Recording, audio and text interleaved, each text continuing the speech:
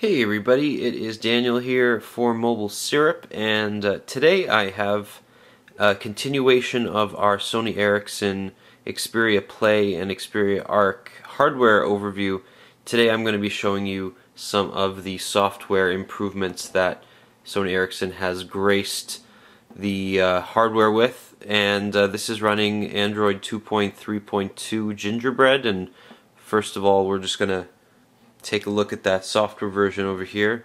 So you see in the settings menu, it's largely the same as any existing Android menu except for this Sony Ericsson tab on the top. And you see here you can adjust your connectivity, so when you connect your USB cable to the phone, whether it launches the PC Companion, which is a sync program that is separate from the device and it's loaded on your Windows machine, or you can do media transfer or mass storage. This is very similar to what you have with the HTC Sync on an HTC device. As well, you can set your tethering and portable hotspot here. You also have settings download. That would include, we included with a SIM card, so what you do is if you're having any issues getting APN settings for data transfer over the network, you just download those settings straight from the Rogers server, and you get that and any usage info. You can actually send anonymous usage info to Sony Ericsson, and it claims that it helps improve service. That's up to you. So everything else seems fairly stock. You have your display here. You can turn on and off the mobile Brave engine. I have not tested out the difference in battery life. I can't imagine it would be that big, but what this does is it enhances photo and video image quality. That's largely when you're playing high definition video. It adds some filters to make it sharper, to make it to increase the contrast and color saturation. It does look pretty good, and I will show you that in a second. Next, there is nothing on this device right now in terms of internal storage. I have not loaded any apps on it. As you can see, out of the box you have about 288 megabytes free. Not a lot of space. That's akin to kind of the first generation of Android devices like the Nexus 1 that only had about 100 megabytes of free storage, and that necessitated in Android 2.2 Froyo Google adding the ability to transfer apps onto your SD card. Now that is included here, and in the 8 megabyte micro SD card there is a lot of space that's free, but most apps that you download from the market will be stored on your internal storage, so just be aware of that. Now most games, for example, are downloaded in small portions onto the internal storage, and then once you get into the game itself, then it'll download a large amount onto your onto the SD card, so don't worry too much about storage. You have your stock Android keyboard here. This is not the Gingerbread keyboard. We would have preferred something along the lines of Gingerbread, and I'll show you the keyboard in a second, but one of the options here is to vibrate on key press, which is nice, and you can have it learn new words when you add a new word to the dictionary, and quick fixes, etc., which is nice and helpful, and the autocorrect on here is pretty good. You also have Chinese and Japanese keyboards if you so desire. So about phone, this is not the newest version of Gingerbread. Since this phone was announced, Google has released Android 2.3.3, but that's just some updates to do with the near-field communication capabilities for Gingerbread, and this phone does not have an NFC chip inside of it, so that will not be of interest to you. Now, in Gingerbread, there is this new menu here when you go into what's using your battery, and you can tell not only what services have been using your battery, but also this nice graph here on what exactly has been using the battery and how long it's been on battery, and this is very helpful for you to determine what is squeezing the life out of your device. So that's just a look at the settings here. First of all, you'll see here that this is the new Mediascape and Timescape widgets, and these widgets are much smoother in use than what they used to be on the X10. At the same time, these images are a little bit low resolution for me, and the widget itself, while very, very useful in obtaining information, doesn't help you all that much when you're trying to interact with it. For example, it just takes you right to the mobile website as opposed to allowing you to reply in line. So what you can do though is say you want to update your status, that will take you over here, and you have the ability to update your Twitter, Facebook, and a number of other services that I will show you in a moment. So you can see performance is really good, but again, if you don't want to use it at all, you just drag it right down there, and you saw that cool animation for the widget. You get it right back using the Timescape widget right over here. So again, you can select your source. Timescape will consolidate all of them. You can have calls, only Facebook, only your SMS messages, or only Twitter. The next screen here included is the music widget. You click on that, it brings up the new music player. It operates in both portrait and landscape mode. It's very attractive.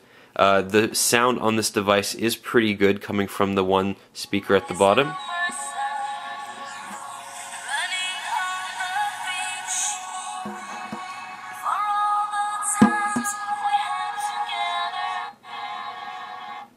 One of the nice things about this is also when you see an artist here, for example, Miscarada, excuse me if I mispronounced your name, you can click on this infinity symbol here and it will find online content about the currently playing artist, and that's usually from YouTube, and then you can just click on that and it will take you right into the YouTube app.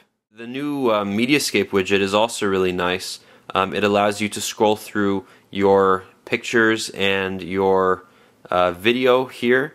There are a couple included videos on this device, as well as some beautiful photos that are meant to show off the screen. You can see a photo like this, for example. Now this Snapdragon 8255 processor, it is a single core processor, and the Adreno 205 GPU inside here is now well used in many devices. This is pretty much the same internals as the Desire HD. The performance is excellent on here. You're not going to notice much slowdown. That being said, the overall performance is not going to be as great as it is on a Tegra 2 dual-core processor or one of the upcoming Samsung Galaxy S2 devices. But for what you're going to use this for, it's an excellent device. So as I showed you, this is another widget. It just consolidates your media. Some of the nicer animations here, you see when you're moving it around, it kind of dances a little, has a little bit of a wave when you want to get rid of it. You see the little trash can over there. That's a nice animation. So little touches like that Sony has added. Another little known feature is if you pinch to zoom anywhere, or sorry, if you pinch in anywhere on the desktop, it will show you all of your widgets, and that way, say I want to turn off Wi-Fi, I can just touch that and it'll take me right to the widget itself, and then I can do that, or I can turn off auto brightness. This is a customizable launcher. For example, you can hold this down and take it to the desktop. Media will show you one of these three icons. In your gallery, you have your music player, and what's nice is an included FM radio. You do have to have headphones plugged in for this to work. However, it does work nicely. I can attest to that. Messaging,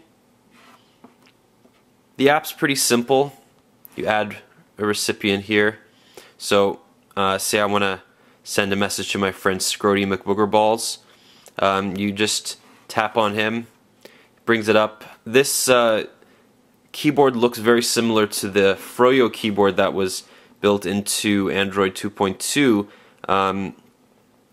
but gives you some nice autocorrect down here. Hey there, how are you doing? So I do have a criticism here, is that it's a multi-touch keyboard, but it's very sensitive in the fact that if your finger is anywhere near another key, it won't register the key that you are trying to press. So you have to be very deliberate in your pressing. So hey there, how are you doing today? It does bring up a second menu here with all your symbols.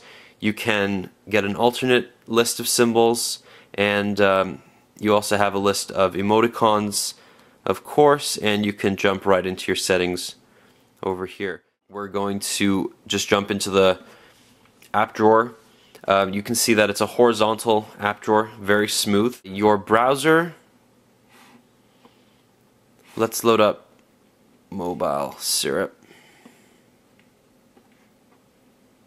Now this is over a Wi-Fi connection, so it's probably going to be pretty fast. And also we have now a desktop. We have the mobile page here. This is a video that I made, and it's just going to show you the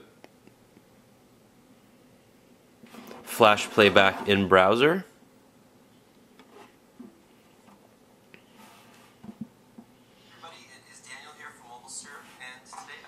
It's a little bit jaggy. I found that in browser flash playing not the greatest. However, if you do open it up in YouTube,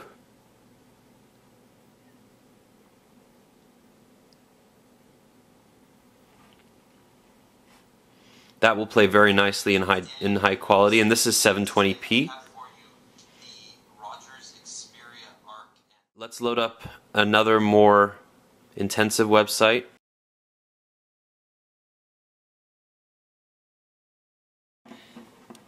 So you can see scrolling pretty smooth. Pinch to zoom works, the same as most other, second generation single core Android devices. A little bit of lag on the pinch to zoom. Scrolling is pretty good. Text resizes.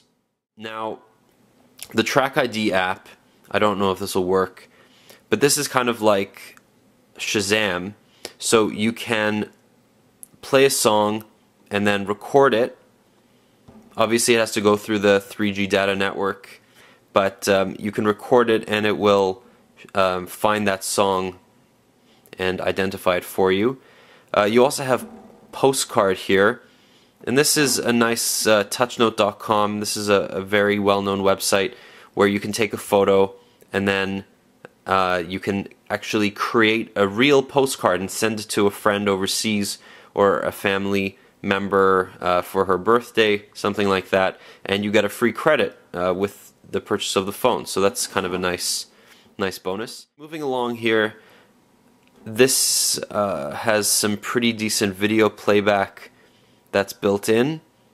And let me just show you the gallery. So this is the gallery that is included in all stock Android devices. They've included a couple videos here. I just want to show one of the moon, because it just shows how absolutely clear and smooth the playback is.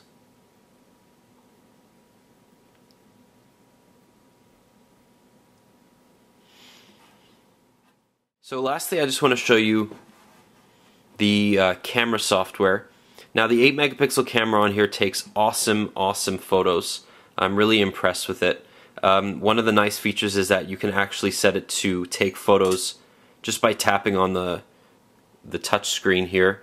You can also view your gallery just by dragging, if you get it in the right place.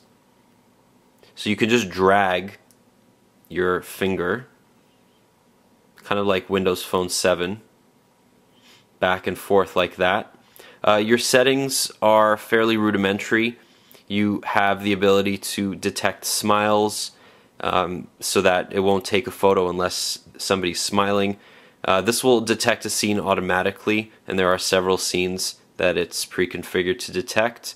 You can take 8 megapixel 4:3 photos or 6 megapixel 16:9 photos. So the default resolution is not actually 8 megapixels, it's 6 megapixels, but that's not you're not gonna notice that much in difference. You can set a self timer, and the flash is really good, and it also has built-in red eye reduction, and that just delays the flash, or it flashes twice. So menu here, you have a little bit more depth. You can set geotagging, and you can turn off the shutter sound if you'd like.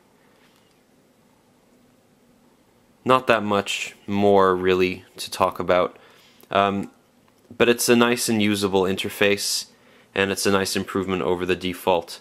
So that's the Arc. The couple additions with the Play, obviously you're going to experience a very similar interface. This is a 4-inch screen, so it's a little bit smaller. Once you get into the gaming portion of the Play, however, once you open up the gaming controls, you go directly into this Xperia Play experience. A couple other things: you get your Rogers apps pre-installed, you get your ringbacks, your ringtones, you get Rogers On Demand, you get, let's take a look at that actually.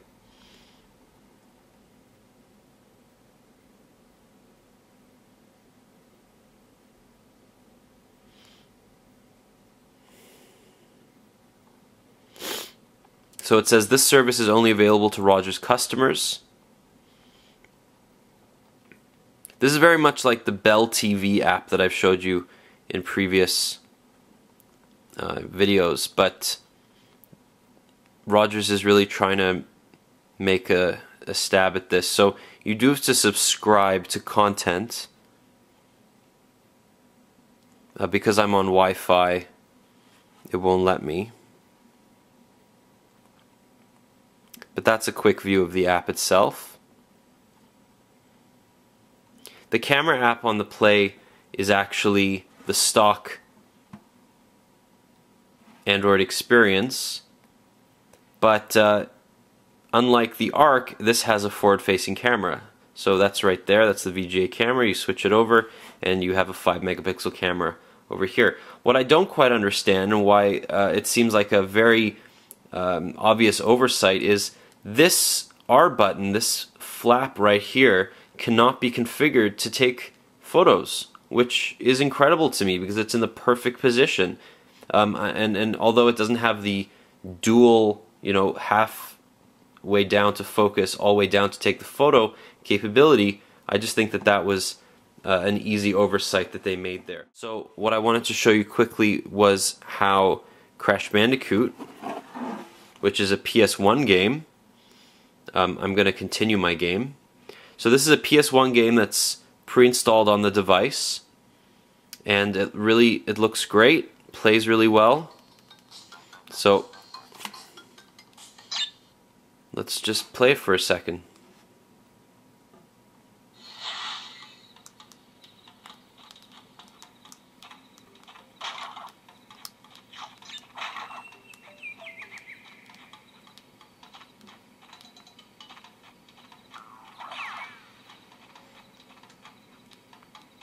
So if you're looking for probably the best Android gaming experience out right now, you know that there are going to be 60 games available at launch on the 28th on Rogers. That includes custom Android apps that have been modified to play on the Xperia Play, or they are just regular PS1 games that have been converted like this and are available in the market. So what I'm going to do now is just quickly take you into that market.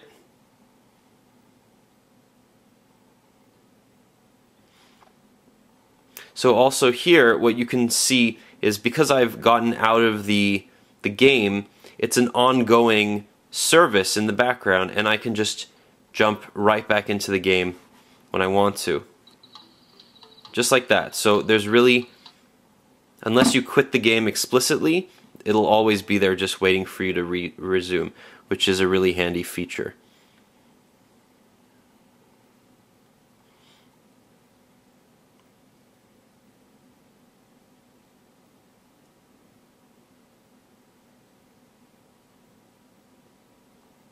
So here you have your market, and the first thing you'll notice is that the Sony Ericsson icon has taken over where My Apps usually is. So My Apps is now found in the context menu, which is really disappointing and kind of greedy on the part of Sony Ericsson, in my opinion, because their offerings are not at all attractive right now. You have some extensions of the Timescape widget. For example, you can add your Foursquare, your LinkedIn. On Verizon, you can have VZNet. So it's a little bit greedy in my opinion, but you know what, they're entitled to it. So what we can see here, if I type in Xperia Play,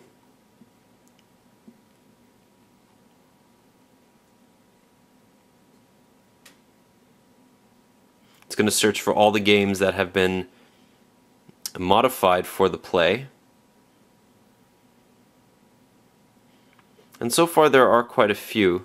So if you take a look here, Home Run Battle, it says Xperia Play Optimized. So some games will sell with in a universal package, and some will sell on their own.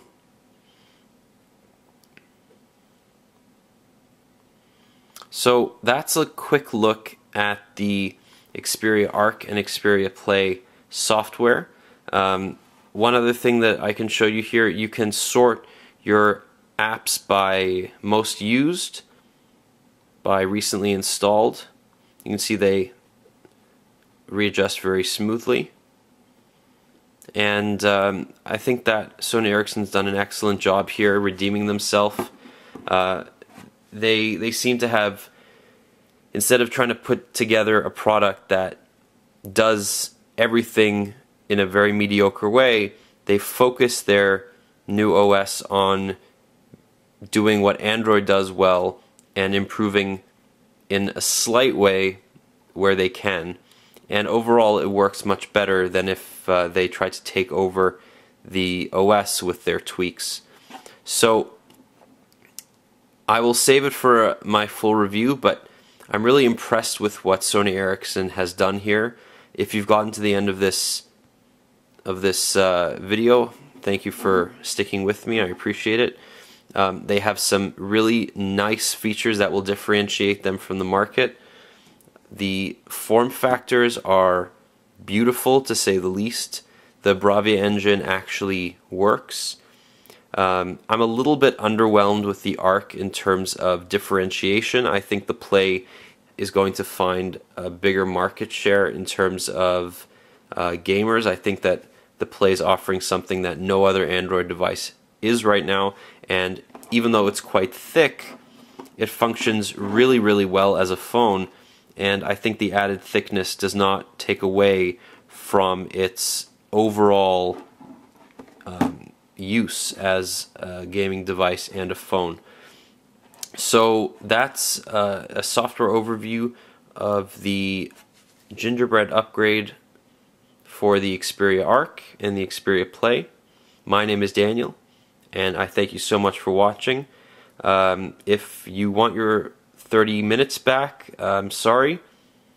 They're mine now, and hopefully I will redeem myself next time. So from my beautiful Cuban drum here, this is Daniel signing out. Thanks for watching. Bye-bye, guys.